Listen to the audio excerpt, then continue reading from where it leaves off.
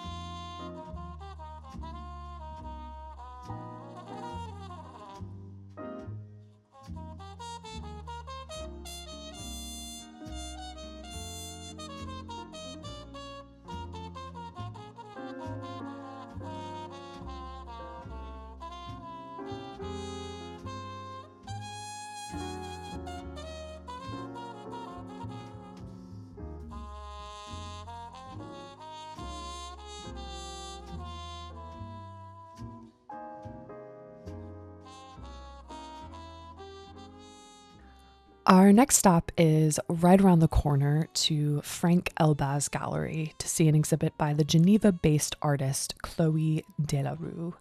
So Delarue is known for these immersive, techno-organic installations that explore how bodies, identity, and environments are reshaped by digital systems and networked technologies. Her works often fuse sculpture, video, sound, and synthetic materials to create these futuristic, sort of unsettled ecosystems that feel both biological and mechanical. You see some great examples of all of that in this exhibit. The show is titled TAFAA Obscene Tears, and it features a series of works that look at how technology is reshaping our emotions, our memories, and sense of reality, using sculptural installations, again, that blend these natural materials with digital references. Delarue creates forms that feel both organic and artificial, showing images and objects in states of decay, regeneration, and transformation. And together, these works capture the tension, or they're meant to capture the tension, of living in a world that's shifting faster than we can keep up with, and the challenge of staying human while everything around us becomes more automated and unstable.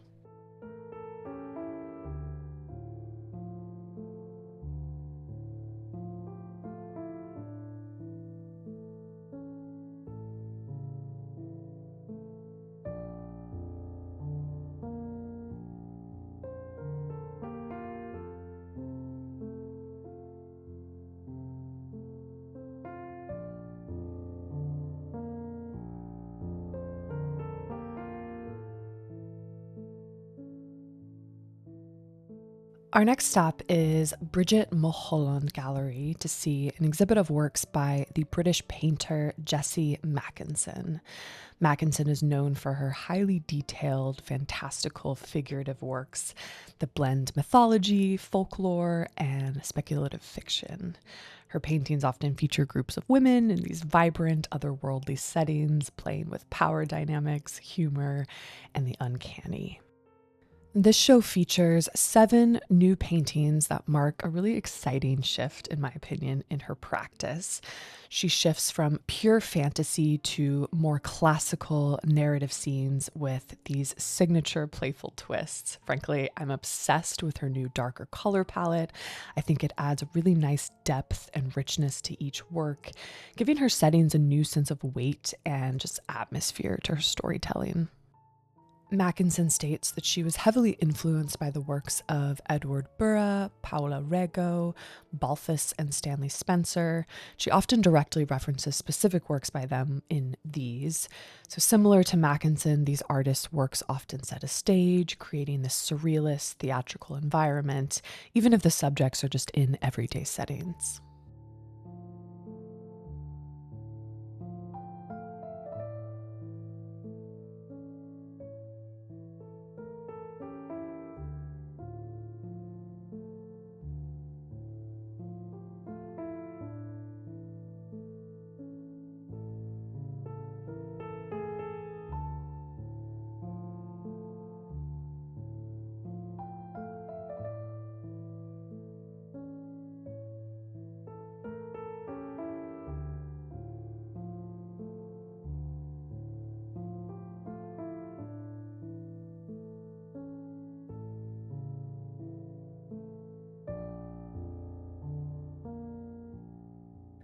Our next stop is Galerie Perrotin, one of my favorite galleries to visit in Paris. It's just the most lovely space.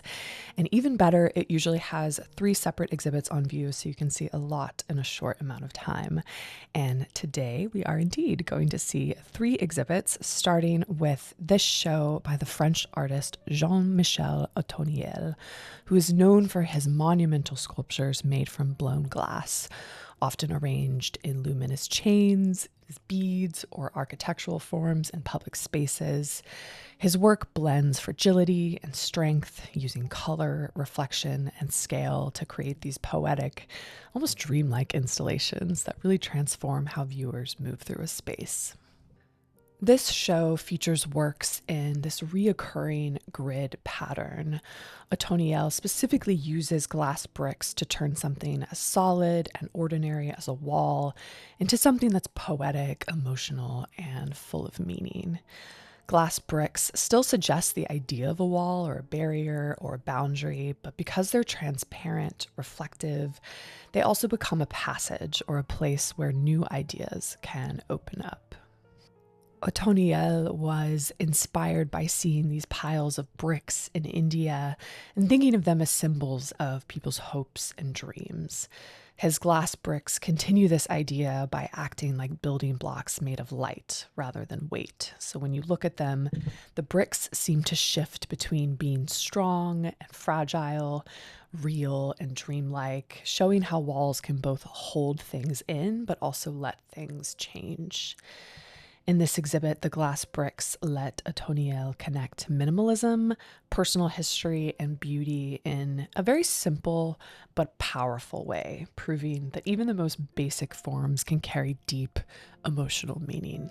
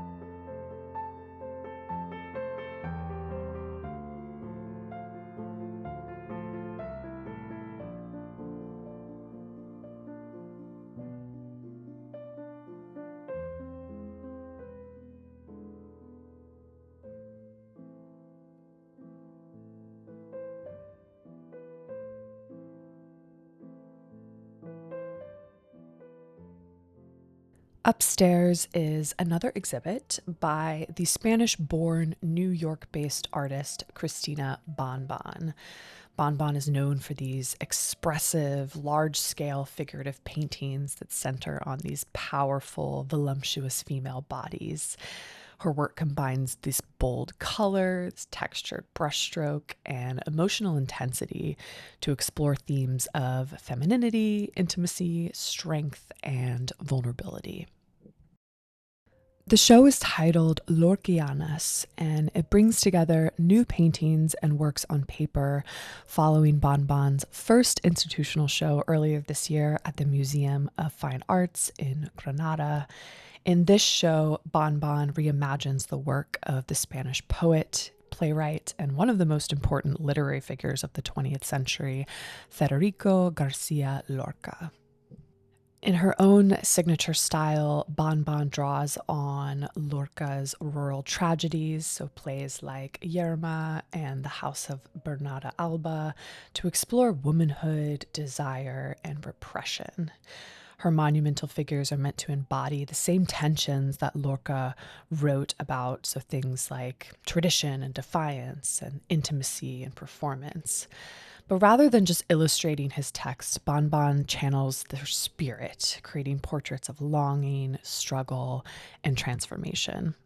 For me personally, these are some of my favorite works of BanBan's that I've seen in a while. I think I'm honestly just drawn to the theatrical nature of the works. They just feel slightly more special and a little more interesting than her usual figures, but that's just how I feel.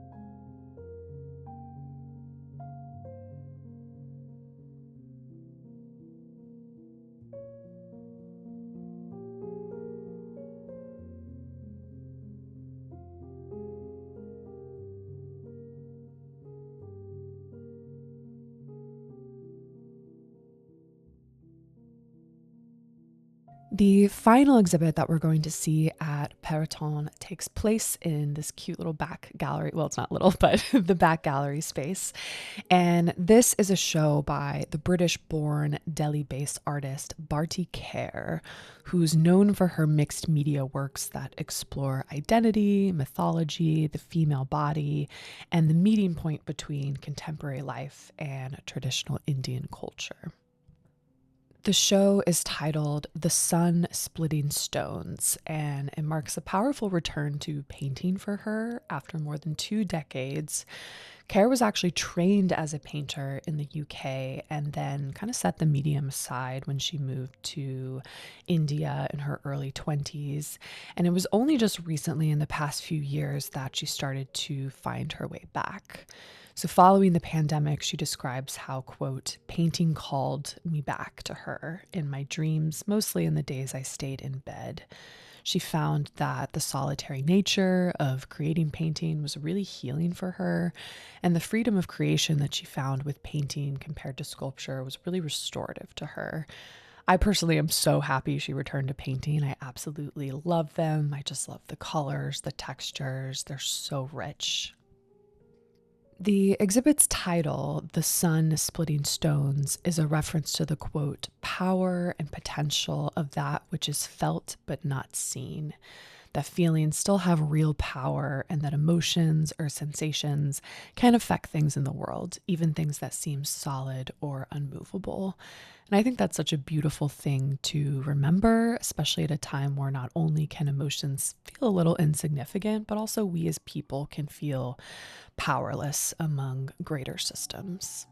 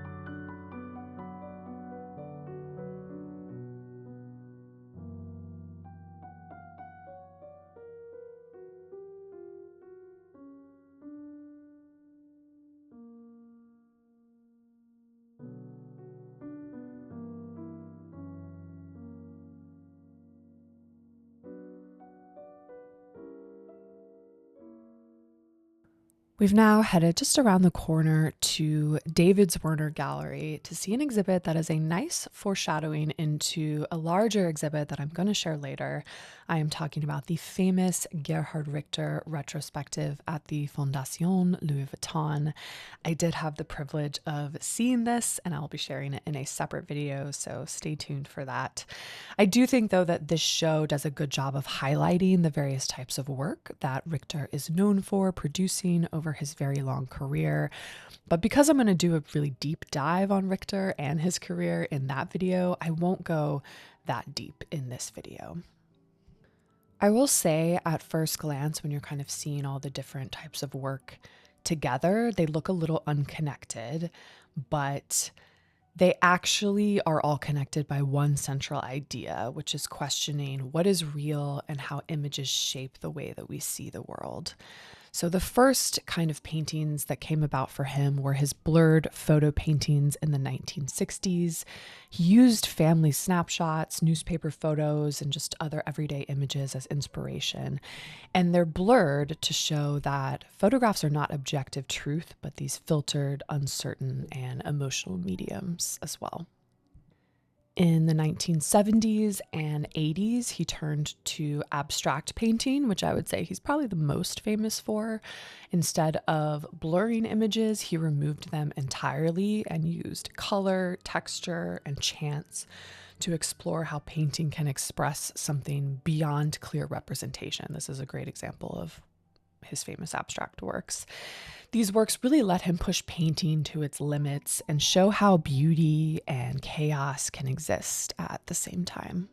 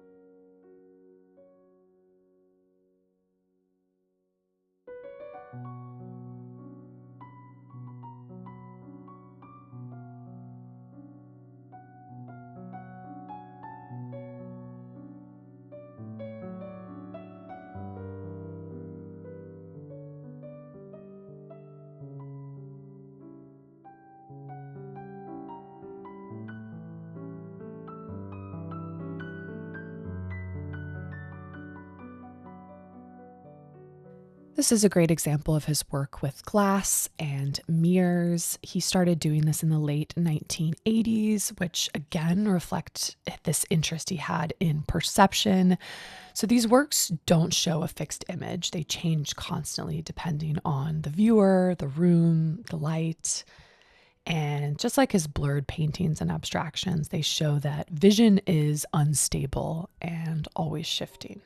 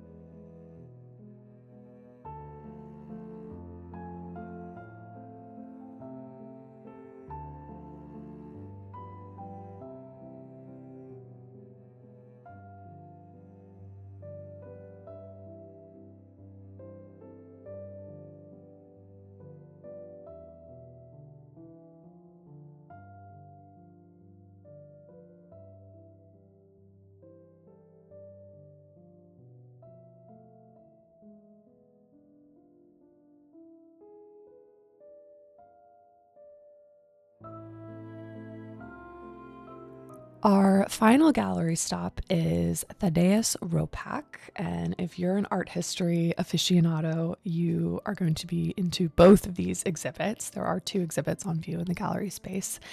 This exhibit that we see here is of works by Robert Rauschenberg, celebrating 100 years since his birth. This is the first exhibit in France dedicated to his sculptural glut series that he created from 1986 to 1994. If you're familiar with Robert Rauschenberg as an artist, you've probably heard of his combines or artworks that he created from the 1950s and early 1960s that mixed painting and sculpture by combining everyday objects and traditional art materials. He used things like quilts, tires, furniture, newspapers, clothing in order to create these hybrid works that blurred the lines between art and life. Unlike his earlier combines, these gluts sculptures stand entirely on their own. They're autonomous, reflective, full of light movement, but still built on and highlighting his lifelong belief that art could be built from the cast-offs of everyday life. So these works are made from discarded metal, including old signs, oil cans, car parts, and they perfectly embody Rauschenberg's fascination with, quote, gifts from the street. They really transform these industrial remnants into dynamic assemblages of wit and renewal. So this exhibit is presented alongside a global program of exhibits celebrating the 100 years since his birth, including a major retrospective called Robert Rauschenberg Among Friends, which is on view now at the Guggenheim, which I'm very excited to see.